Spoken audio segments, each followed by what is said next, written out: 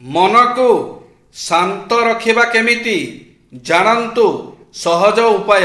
ଏକା ସାଙ୍ଗରେ ଏକରୁ ଅଧିକ କାମ କରନ୍ତୁ ନାହିଁ। ଠିକ୍ ସମୟରେ ଶୁଅନ୍ତୁ, ରାତି ଅନିଦ୍ରା ହୁଅନ୍ତୁ ନାହିଁ। ଭଗବାନଙ୍କୁ ସ୍ମରଣ ଓ ଧ୍ୟାନ କରନ୍ତୁ। ଏକୁଟିଆ ରହିବାକୁ ପସନ୍ଦ କରନ୍ତୁ। ଭଲ କଥା କୁହନ୍ତୁ ଓ ଭଲ କଥା ଶୁଣନ୍ତୁ। କୌଣସି ପ୍ରକାର ନିଶା ଦ୍ରବ୍ୟ ସେବନ କରନ୍ତୁ ନାହିଁ। ପୁରୁଣା ସ୍ମୃତିକୁ ମନେ ପକାନ୍ତୁ ନାହିଁ। ବେଳେ ବେଳେ ବାହାରକୁ ବୁଲିବାକୁ ଯାଆନ୍ତୁ। ଫୁଡ୍ ଠାରୁ ଦୂରେଇ ରୁହନ୍ତୁ। ଈର୍ଷା, କ୍ରୋଧ, ହିଂସା ଭାବନା ମନରେ ରଖନ୍ତୁ ନାହିଁ। ଦୃଷ୍ଟିକୋଣ ବଦଳିଲେ ଜୀବନ ବଦଳିବ।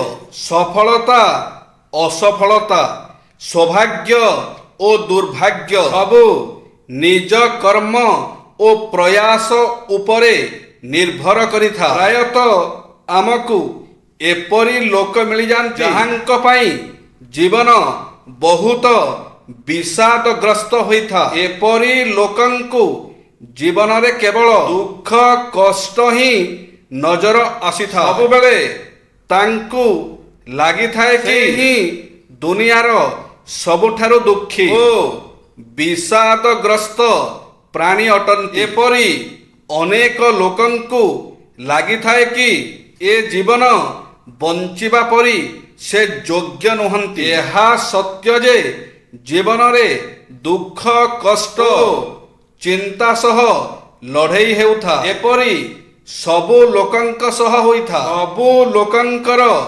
ନିଜ ନିଜର ଚିନ୍ତା ଥାଏ। ଯେତେବେଳ ପର୍ଯ୍ୟନ୍ତ ଜୀବନ ଅଛି ଦୁଃଖ କଷ୍ଟ ଓ ଚିନ୍ତା ତ ରହିବ।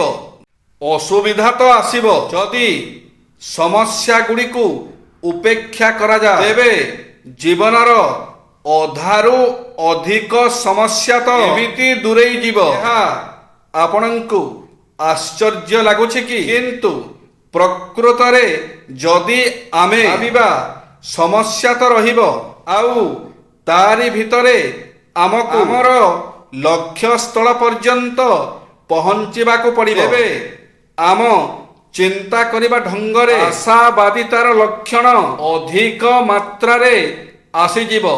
କିଛି ନିହାତି ଜାଣିବା କଥା, ଯେଉଁ ପୁରୁଷ ସ୍ତ୍ରୀକୁ ସବୁ ପ୍ରକାର ସନ୍ତୁଷ୍ଟ ରଖିପାରେ ପରିବାର ସ୍ୱର୍ଗ ପାଲଟିଯାଏ। ଯେଉଁ ନାରୀ ସ୍ୱାମୀଙ୍କୁ କୁମନ୍ତ୍ରଣା ଦିଏ ସେ ଅଲକ୍ଷଣୀ। ନିଜ ପତିକୁ ଛାଡ଼ି ପର ପୁରୁଷର ତ ନାରୀ କୂଳଟା। ଯେଉଁ ନାରୀ ପରିବାରରେ ସମସ୍ତଙ୍କୁ ସମାନ ଦୃଷ୍ଟିରେ ଦେଖେ ନାହିଁ ତାକୁ ଲକ୍ଷ୍ମୀ ସହାୟ ହୁଅନ୍ତି ନାହିଁ। ଘରେ ଧଳା ପାରା ପଶିଲେ ଲକ୍ଷ୍ମୀ ବାସ କରନ୍ତି। କୁଳବହୂ ଗୋଟିଏ ଦିନରେ ବାପ ଘରେ ଶାଶୁ ଘରେ ଭୋଜନ କଲେ ଅଭାଗିନୀ ହୁଏ।